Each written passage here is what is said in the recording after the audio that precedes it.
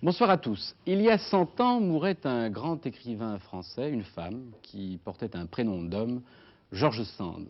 Au moins autant par sa vie que par son œuvre, elle a fait beaucoup pour l'émancipation féminine, sujet sur lequel aujourd'hui on publie quantité d'ouvrages, sujet sur lequel on fait des émissions de télévision et de radio. Voici le 79e numéro d'Apostrophe, de George Sand à Ménie Grégoire, l'émancipation de la femme, ou la liberté de la femme, comme vous voudrez. Vous avez été sexologue à votre manière. Je ne sais pas bien ce que c'est qu'un sexologue. Je viens d'un congrès de sexologie au Canada. Je crois que les sexologues sont des messieurs qui soignent les problèmes sexuels, très bien. En général, ce sont des médecins. Il y a quelques dames, il y en a tout de même, soyons honnêtes. Il y a une pléthore de messieurs qui soignent beaucoup les messieurs très bien et qui soignent les femmes en hommes. Ils ne comprennent peut-être pas exactement la sexualité féminine aussi bien qu'une femme peut le faire. Enfin, on ne va pas leur en faire leur reproche, je crois qu'ils ne peuvent pas. Je ne m'intitule pas du tout sexologue et je pense que je me sers pour les problèmes sexuels de l'attitude analytique et de la compréhension analytique. Parce qu'enfin, il ne faut pas oublier que pour Freud, c'est le sexe qui est à la base de tout. Et c'est bien de là que c'est parti. Alors, Xavier Gauthier, elle publie sous le titre Dire nos sexualités, je l'ai dit, donc pour moitié d'abord, un pamphlet contre la sexologie, justement. Qu'est-ce que vous reprochez donc à la sexologie et aux sexologues? Beaucoup de choses. Je crois que c'est vraiment le discours de l'homme de savoir, de l'homme de science. Bon, c'est la plupart du temps des médecins. Les médecins déjà soignent le corps et c'est déjà une sorte de mainmise sur notre corps. Ça fait loi, ça fait un peu représentant de la loi.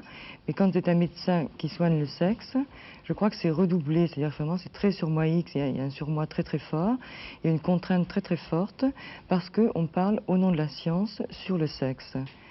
Et alors pourquoi vous n'aimez pas que la science parle du sexe? Parce que je crois que chacun sait ce qui se passe dans sa sexualité et qu'un discours qui se veut objectif, non moral, en dehors de tout, et qui juge, qui décide pour chacun quelle doit être la norme, je crois que c'est quand même gênant. C'est-à-dire, je crois que c'est quelque chose de moral. C'est une contrainte morale qui est faite, qui nous est faite à chacun de nous.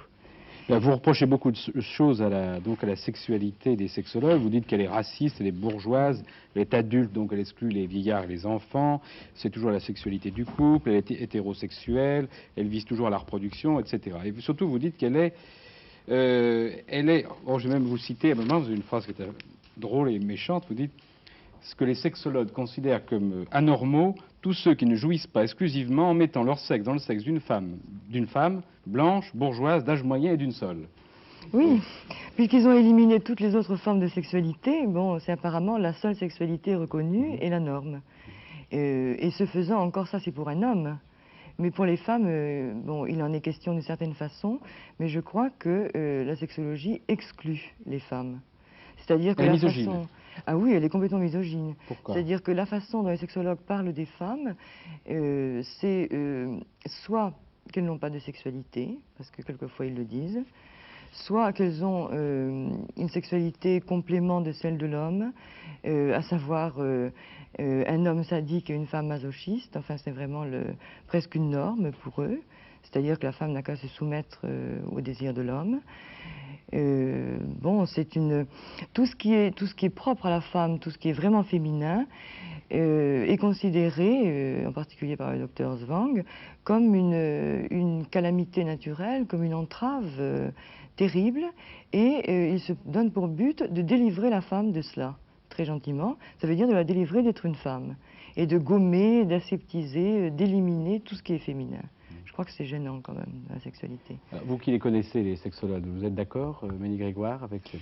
Je ne vais pas si loin, mais je pense qu'il y a quelque chose de vrai là-dedans. C'est que quand un homme parle du plaisir féminin, il ne peut pas savoir ce que c'est. Pas plus qu'une femme ne peut savoir ce qui arrive à un homme. Et évidemment, il y a trop d'hommes, proportionnellement aux femmes, dans la sexologie. C'est tout à fait évident. Et surtout trop d'hommes misogynes, c'est ce qui m'a fait presque rire. J'ai cru que vous aviez inventé certaines formules. Oui, non, hélas, non. Vraiment, c'est mais je crois que malheureusement, les quelques femmes sexologues épousent tout à fait ce discours. Enfin, le docteur Wolfram, c'est une femme. Et quand elle dit que les femmes ont un devoir d'être coquettes pour leur mari, jusqu'à la mort, elles se doivent d'avoir cette attitude envers lui. Si la femme trompe son mari, ça fait rien, il faut qu'elle soit assez élégante pour pardonner, parce que c'est une femme qui se plaint, c'est quand même trop triste. Elle dit que quand elle reçoit des paysannes, elle se bouche le nez. Bon, c'est vraiment le même ordre de discours. Elle n'était pas sexologue, elle est morte depuis longtemps. Moi, j'étais très frappée par une elle a chose que vous écrit avez quand même. dite, c'est que les gens savent ce qui se passe en eux, dans leur sexualité. Mais c'est pas vrai du tout, ils ne savent pas. Et c'est bien ça le drame. S'ils savaient, il n'y aurait pas de problème. Mais ils ont seraient besoin, libres. ils ont Mais justement, besoin d'en ils ne savent parler. pas. Et les femmes en particulier ne savent pas. Oui, Parce qu'on mais leur a pas appris. ce n'est pas quelqu'un d'extérieur qui leur donne une norme de l'extérieur qui va leur apprendre ce qu'elles Mais sont. il n'y a pas En question de donner des en normes. parlant avec d'autres femmes, en parlant naturellement, les choses, on n'apprend pas les choses seul. Hein. Bien sûr qu'il faut un contact.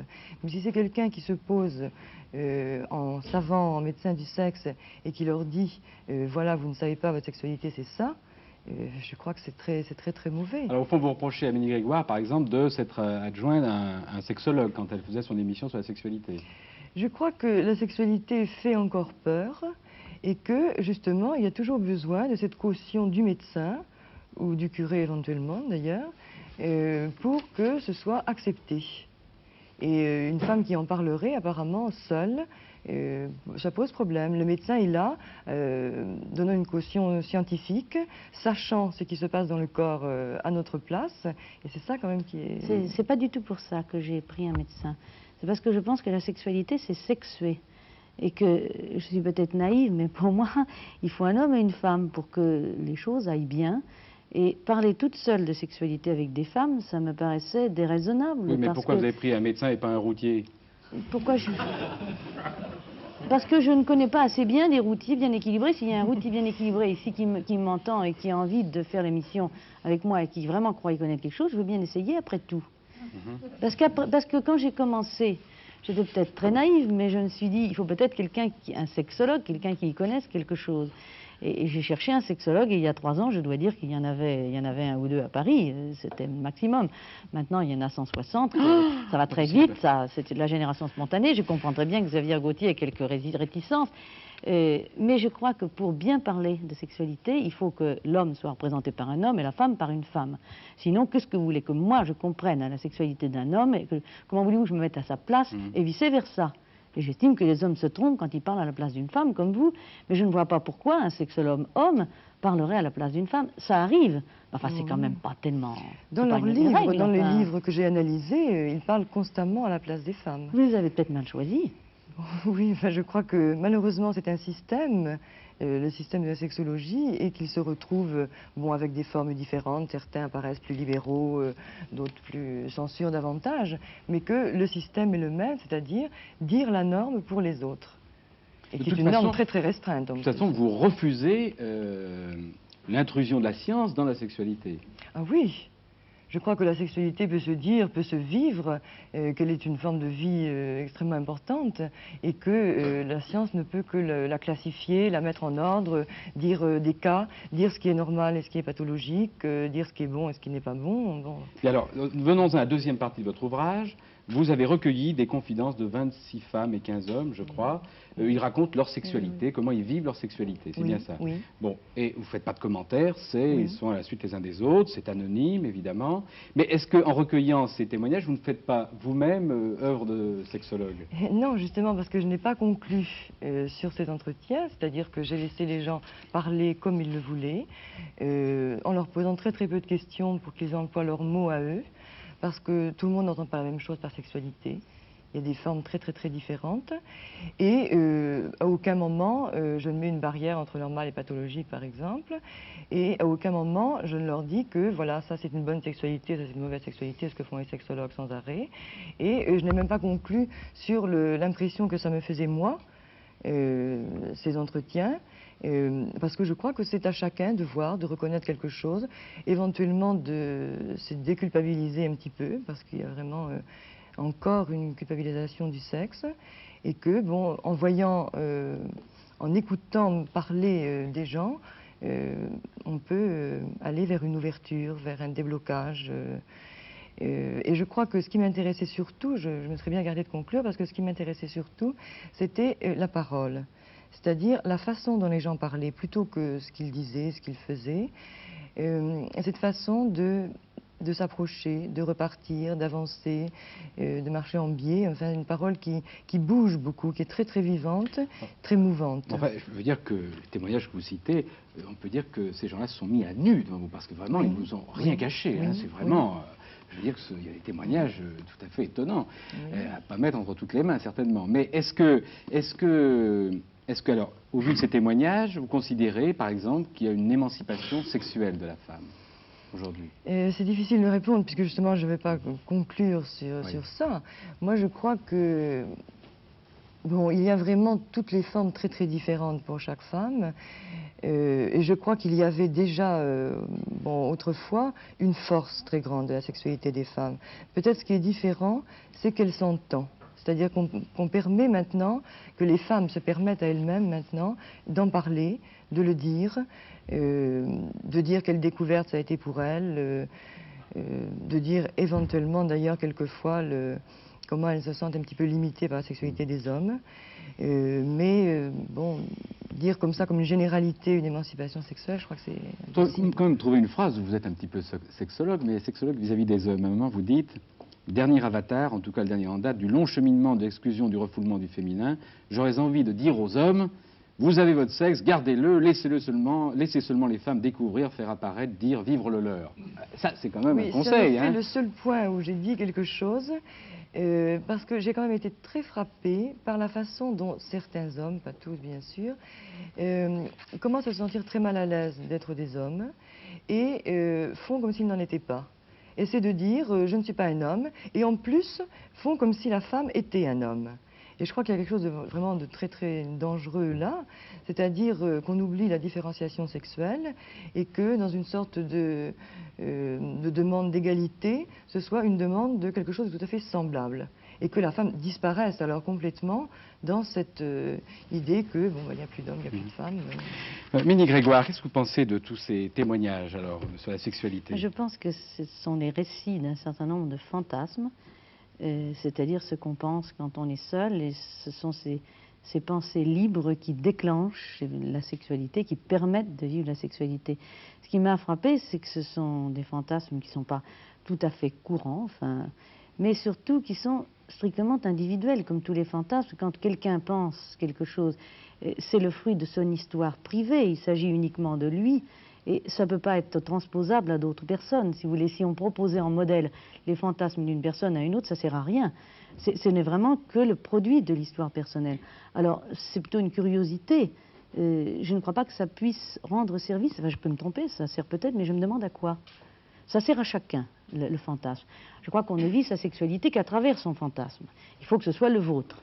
Mais celui des autres, il ne peut rien vous apporter du tout.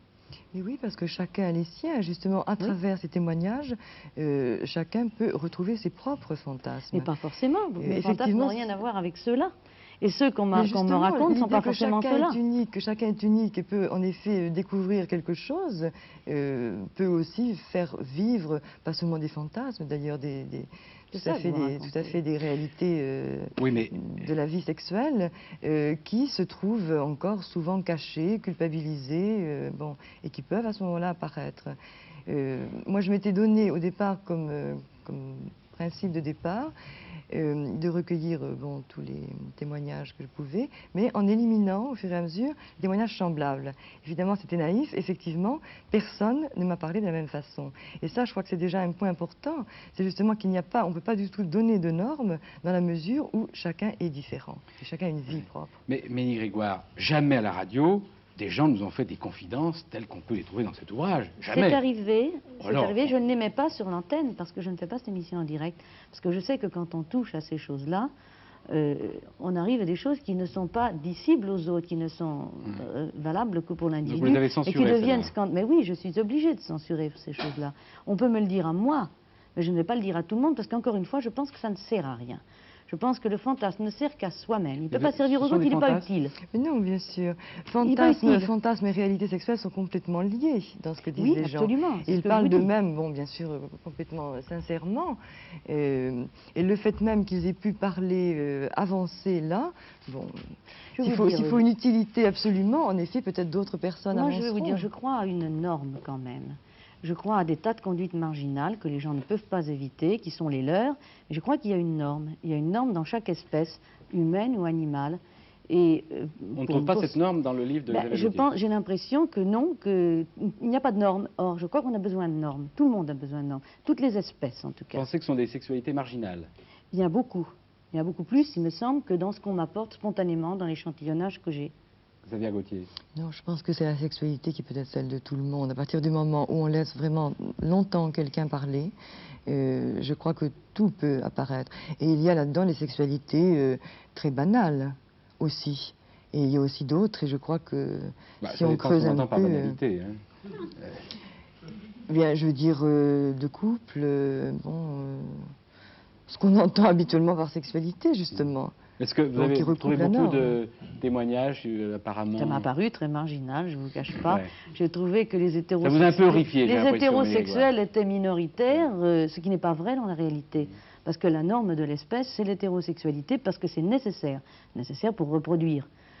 Maintenant, on a moins besoin de se reproduire, mais enfin, il y a eu une époque où il fallait se reproduire beaucoup. Donc, il fallait une norme d'hétérosexualité. J'ai pas eu l'impression que cette norme était dans le livre, mais je peux me tromper. La reproduction et le plaisir, c'est deux choses différentes. Bien sûr, mais s'il n'y avait pas eu la nécessité de la reproduction, je ne pense pas qu'il y aurait eu besoin du plaisir. Le plaisir est là pour que les gens aient envie de se reproduire. Mais non, parce que toutes C'est les une récompense, si vous voulez. homosexuels ou onanistes ou bon, ne visent pas, ne peuvent pas Il y a viser la à reproduction. l'origine le principe de plaisir. Il faut que ce qu'on fait spontanément, librement, sans nécessité, vous fasse plaisir. Sinon, on ne le fait pas. Et je crois que c'est le principe de plaisir qui a guidé la sexualité humaine.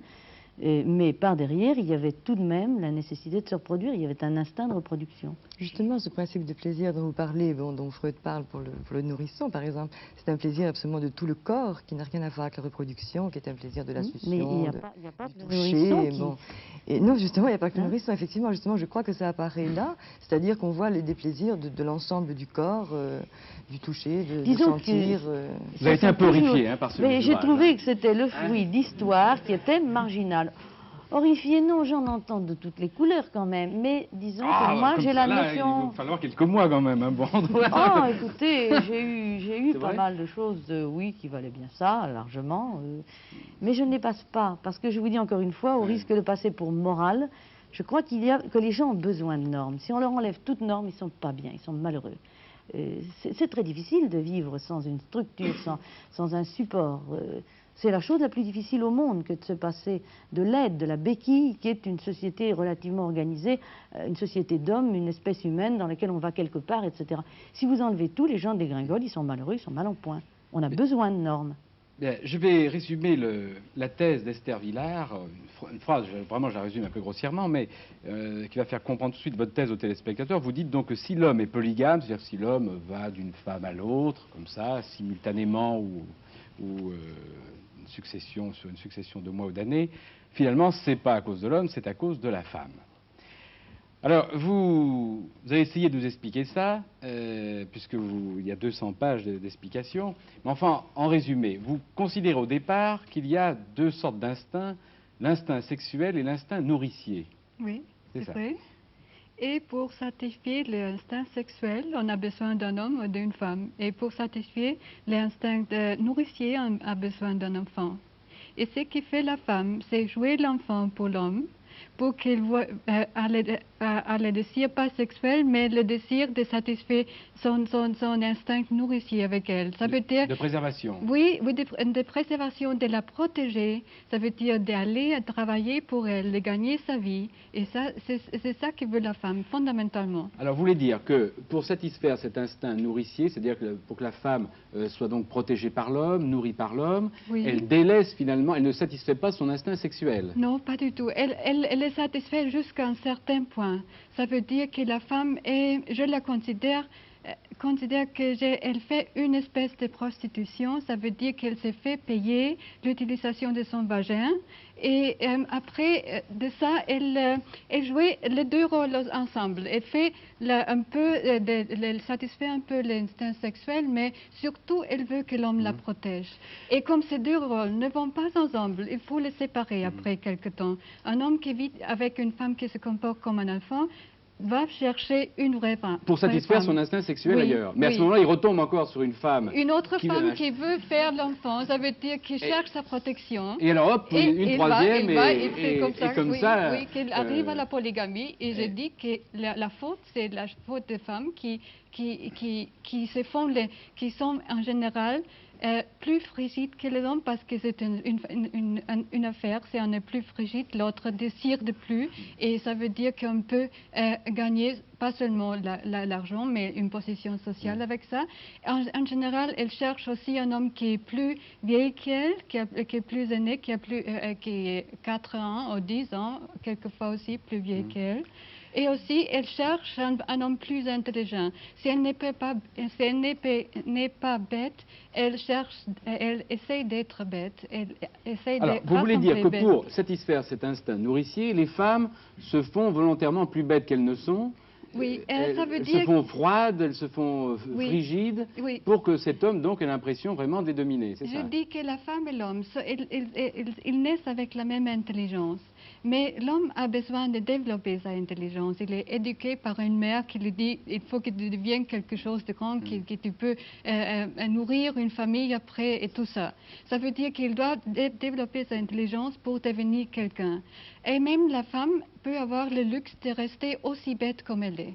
Ça veut dire qu'elle n'a pas besoin de développer rien du tout, parce qu'elle sait qu'après, une autre personne va penser pour elle dans le mariage.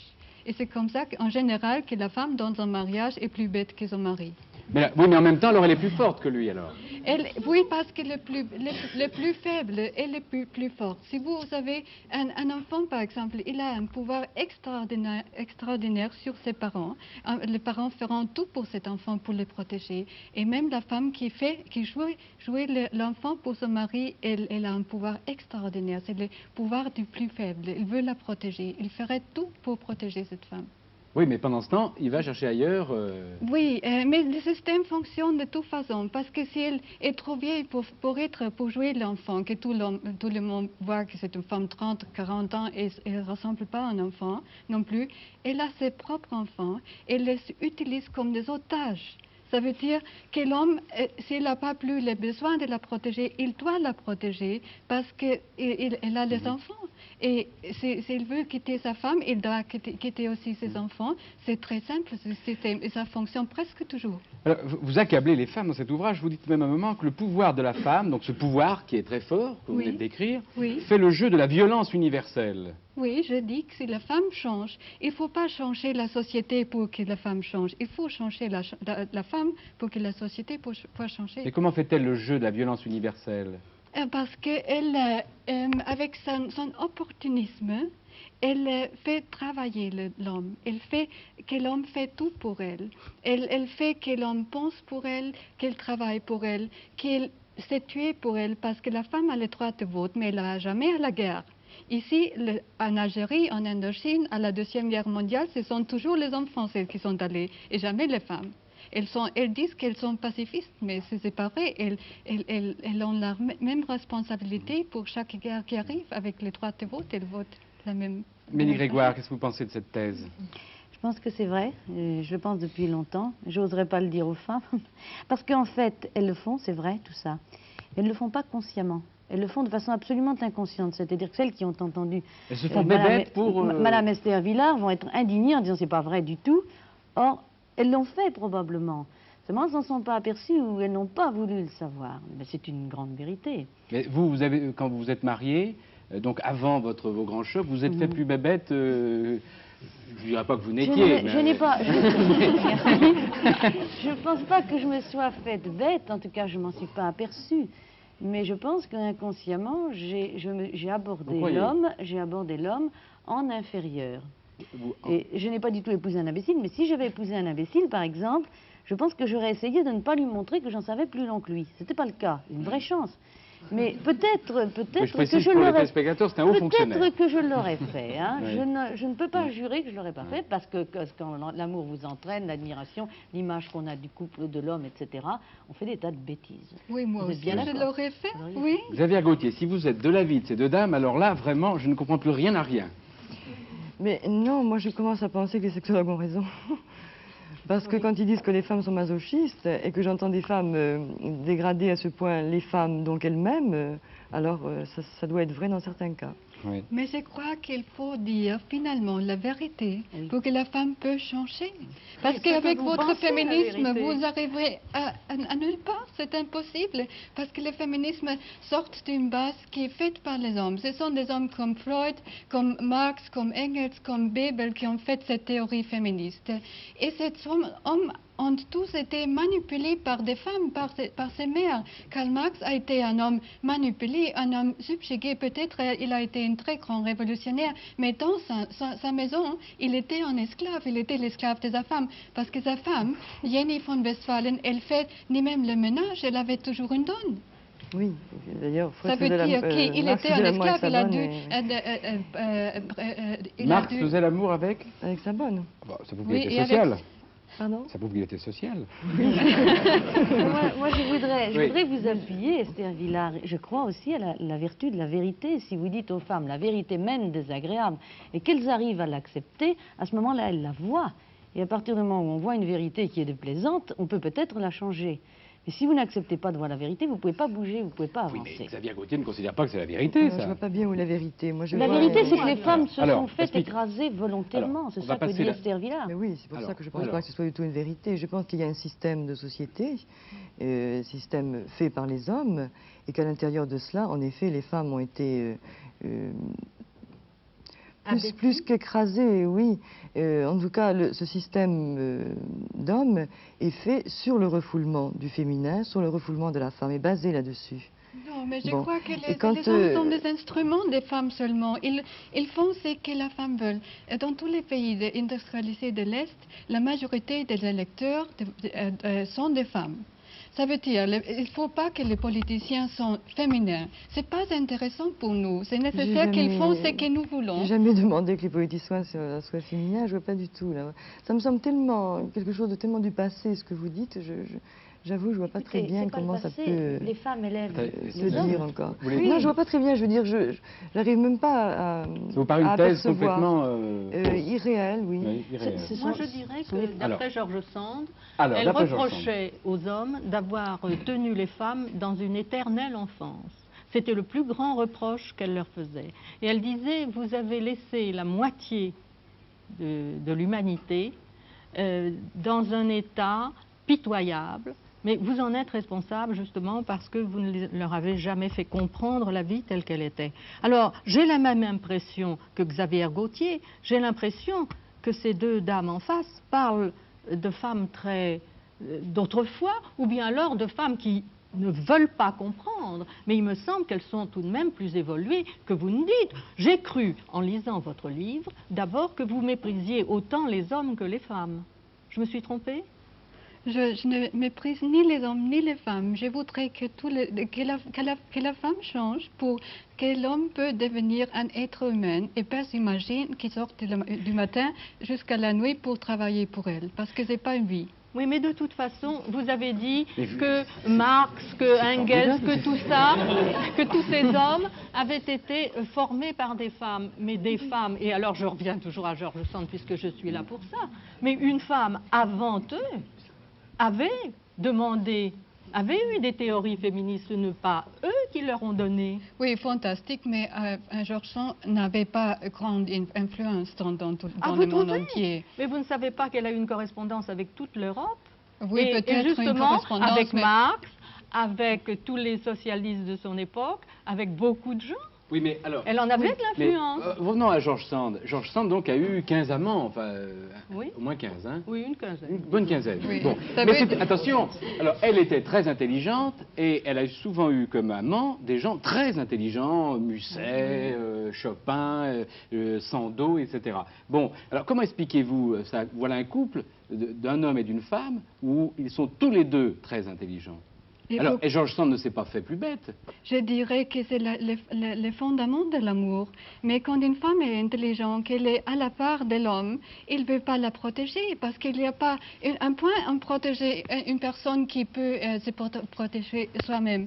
Ça veut dire que jouer l'enfant, c'est la profession meilleure payée du monde. Et c'est pour ça que la femme Mais le fait. justement, ce sont les hommes qui ont reproché à George Sand de ne pas se faire protéger. C'est donc bien leur théorie, cette protection, et non pas celle des femmes. Puisque ce qu'on a reproché à George Sand, vous me l'avez dit tout de suite, c'est d'avoir eu des amants jeunes, des amants qu'elle maternait, comme on disait. Parce que comme elle se dévouait à eux, on appelait ça les maternait. On disait que ce n'était pas une vraie femme, que ce n'était qu'un homme, qu'elle singeait l'homme. Du reste, on explique maintenant, la psychanalyse explique qu'il y avait de l'homme en elle. On l'accusait d'être frigide. On l'accusait d'être frigide tout à l'heure. Vous parliez de la frigidité. Elle en a parlé pour dire qu'elle ne l'était pas. Elle l'a prouvé, je crois, par des lettres magnifiques où elle appelle les choses par leur nom, où elle montre son amour de la vie, comme elle disait pudiquement. Mais on dit que c'est Musset qui l'a révélé. Oui, elle ne s'est pas révélée toute seule. Oui. Et elle a dit qu'elle avait été amenée au mariage comme une sainte et traitée comme une pouliche. Oui. Je crois que ça donnait bien un peu l'idée de ce qu'était le mariage dans ce milieu à ce moment-là. Donc, elle ne s'est pas révélée toute seule, sa sexualité ne s'est pas éveillée toute seule, mais je crois qu'elle s'est un peu éveillée puisqu'elle a choisi un amant et de partir avec lui, c'était sans doute pour cela. Mais alors, si je vous comprends bien, un homme qui trompe sa femme, donc, c'est-à-dire que toutes les épouses, par leur conduite, préparent le lit des futures maîtresses de leur mari. Oui, c'est vrai. Oui, c'est vrai. Mais ça dépend toujours de la quantité d'argent que gagne l'homme. Parce que seulement un homme riche, un homme qui gagne très bien, peut avoir une amante, peut avoir deux amants. Ça dépend de la condition sociale. Un homme pauvre ne peut ni trouver une femme pour se marier, il doit aller à une prostituée. Alors, attendez, alors, par exemple, si je Oui, trompe... c'est vrai. Non, mais alors, Xavier, Esther Villard, Oui. si je trompe ma femme, mettons avec une de vos compatriotes, Romy Schneider, c'est donc la faute de ma femme. Peut-être, je ne sais pas. C'est ni de Romy Schneider, dites-moi, mais c'est la Il n'y faute a de pas ma de femme. faute, mais elle est peut-être pour quelque chose. Vous savez que mais vous savez que... Mais vous Laissez-moi savez dire que ce c'est que j'ai pas à mal dire. tout ça. Non, mais laissez-moi dire ce que j'ai à dire. Vous dites que ce sont les hommes qui sont responsables, ils n'ont pas élevé les femmes, ils ne leur ont pas appris, ils ne leur ont pas fait un tapis de rose, etc. Mais pourquoi est-ce que vous attendez tout des hommes?